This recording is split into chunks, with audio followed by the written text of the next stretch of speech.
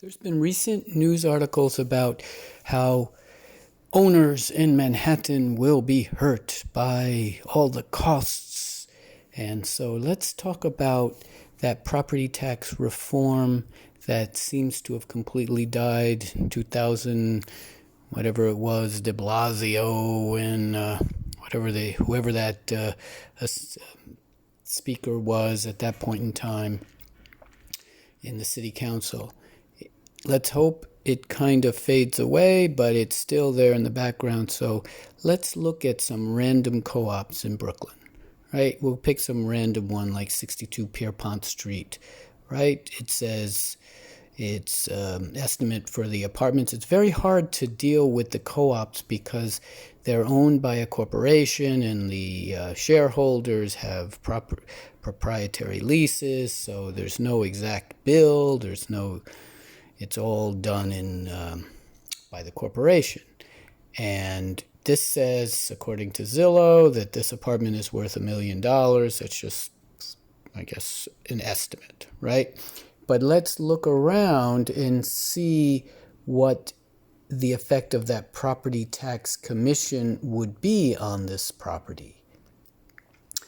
And so we search here in this Title Force property tax commission proposal, and we put in what the current value is, but it's very hard to use co-ops because co-ops don't have a real market value. They have this Class 2 property equivalent rental, and so I've scaled it up by 5, and I've put in a owner income, adjusted gross income of $200,000 just to try to make it closer. It does show the current property tax is about $500,000. And we know from StreetEasy that there's about 35 apartments, or Property Shark, whichever one. And we know there's, according to the property tax bill, there's about 32 with abatements and stars. So we know there's at least 32 units in there. I think there's about 35. And this is saying that their new bill would go down to about $410,000, but I don't think that's accurate because this is all estimates, and so we'd have to look at more detail, right? Let's look at the bill itself here. Here's the finance site. It's very hard to get to this now. You kind of have to know what you're doing, but you can look and see it's getting bills August 19th, June 3rd, and let's look at those bills. Here's a bill. Now they no longer are actually showing your full amount. You see here they no longer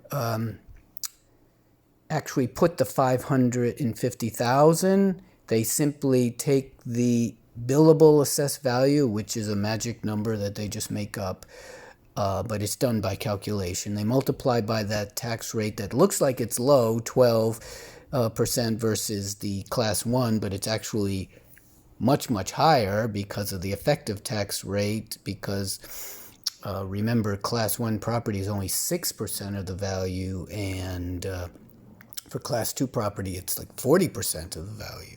So 40% times 12% is a lot higher than 6% times 20%. And here we go, and the only number they're showing is this $47,000, right? And that's the actual annual property tax bill right there. You see it, right?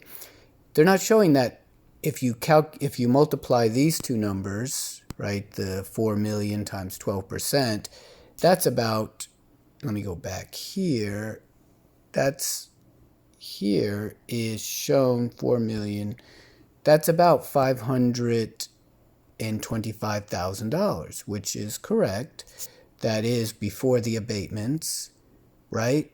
So you would have to take this number, because I think in the new property tax proposal, they're not going to continue the co-op abatement, right? That's going to go away. So that 525 number, but of course it's even more complicated because they have to calculate market values for every single apartment. But right now, it looks like if we took the lower number, the abated number, and we divide it by the 35 units, if we just say that spread across which is not the case, but it's an estimate, right? Each one in that co-op on average is paying about $12,500. That's a lot of money because that's just one apartment. If you look at 2 and 3 family homes in Brooklyn, class 1 property, they're paying less than that. In Brooklyn, at least. In Park Slope, literally you can find in Park Slope 2 family buildings or big, giant 1-family buildings that were not converted, but they were originally 1 family, but they're really big with 3 stories, and they're paying $8,000. Where this one little apartment, you can find 2 family homes in Brooklyn, Bed-Stuy that are paying $8,000 or less, and this one apartment is paying on average $12,000. Now, what will the commission do? The commission will now, every single apartment has to be its own market value, gets its own market value, and then it would be multiplied by their rate. So I think we show that here in the listing here in that Title Force page. It tries to help people calculate. So down here it says,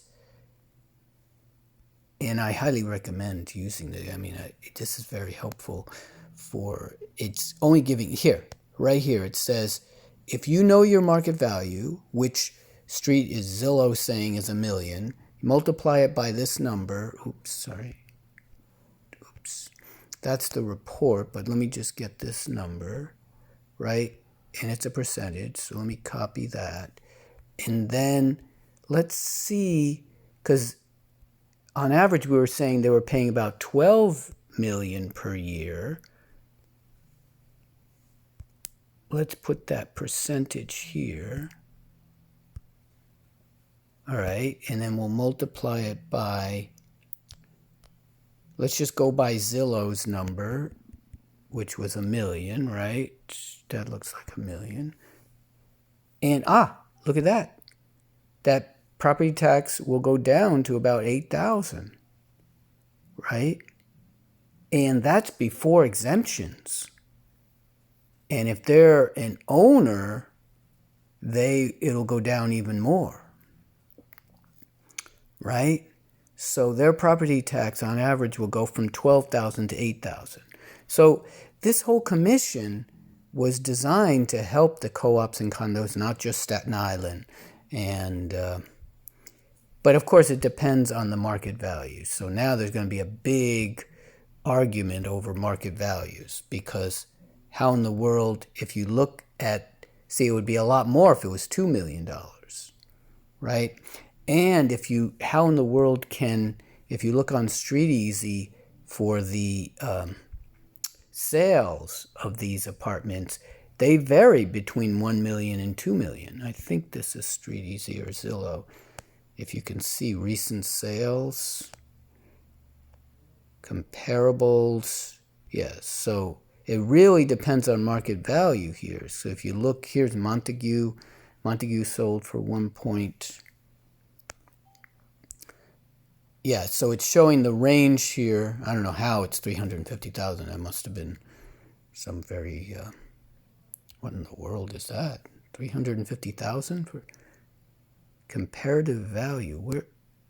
I don't know where they're coming up with that one, but I'd like to buy an apartment but not with that property tax. An apartment on Pierpoint for 350,000. Where are they coming up with these numbers? I don't know. But that is the range right there. And let's just see Montague. See, this must not be a real apartment. Something is fishy here. Oh, it's a studio. Oh. Even that's a good deal on a studio. Let's just see. Yeah, it says it's sold. It must have been sold to their mother or to their daughter or something. That doesn't seem right. Something's not adding up here. Yeah, look at that. It dropped. This is in Brooklyn? These things are selling? Wow. So that's good to know. People are, but this must be a studio. Yeah, 300,000. The estimate. That's meaningless. Sold on, yeah, look at that. It did sell so 0 bedrooms. I think these things are studio. Who knew studios were going for such just many pictures of the same room, maybe? How many times again? Oh, it does seem to have a kitchen. It's the same room over and over again. Oh, it has a bathroom. Wow. Living room. That's it. It's got a living room. That's it. And somehow, I can't imagine that this...